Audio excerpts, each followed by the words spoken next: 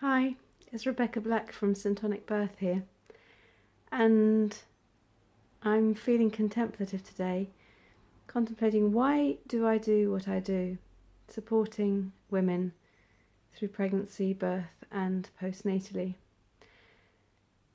Tomorrow is my first son's birthday, and he changed my life, my work, my whole reason for being. Prior to that I was an actress and lived just worrying about me, really. Like many people, I had visions of birth in my head that recalled, for me, it was I was hearing the screams in the labour ward when I accidentally walked into a labour ward as a child, and unconsciously that's what had imprinted and informed my idea of birth. And I was blessed with a few guardian angels who pointed me in the right direction to prepare in the right way. I used hypnobirthing for my first son, and it was a truly the most spiritual experience I've ever had. I could feel him moving, kicking to get out of me. I could feel him journeying out. Just before every contraction or surge, I felt this kick, and I didn't realize it for a while, and nobody in the world knew that he was being born. I hadn't woken my partner. I had taken my midwife's advice and let him sleep when it started, and so it was just him and me.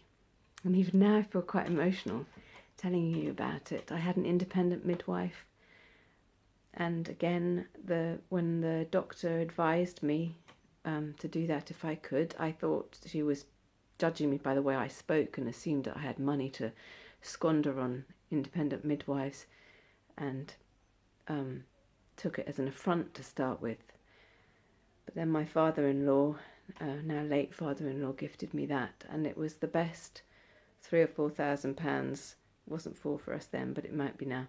It was the best money we ever spent to have that relationship with a midwife who enabled me to birth at home. And my son was born in water, completely calmly. And the most amazing thing that everybody remarked on was how calm he was. And this is so common with babies born gently and naturally. The babies are calm, they adapt well to situations, they have no, what I noticed with Orlando, had no fear for life. And until much later with an incident where I saw fear cross his face for the very first time at a gymnastics class much later. He was fearless. He had no need to fear the world because he was born so gently into it. And tomorrow is his birthday. 8. And every year I write him a card and I tell him his birth story, and in the card I write what he's accomplished so far. And that set me on a course for wanting to empower other women to have that amazing experience and to give babies the gentlest welcome into the world possible. Not really realised until I started speaking to other mums from my yoga group and realising that this wasn't the case, and there were varying degrees of trauma all around me, and I was shocked. I really had taken my birth for granted. I thought they were all like that. It was what I call an extraordinary ordinary birth.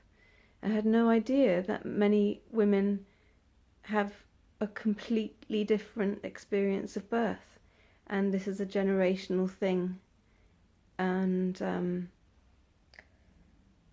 I felt so moved that I wanted to help women. And then the more I delved into the subject, I just devoured everything about natural birth.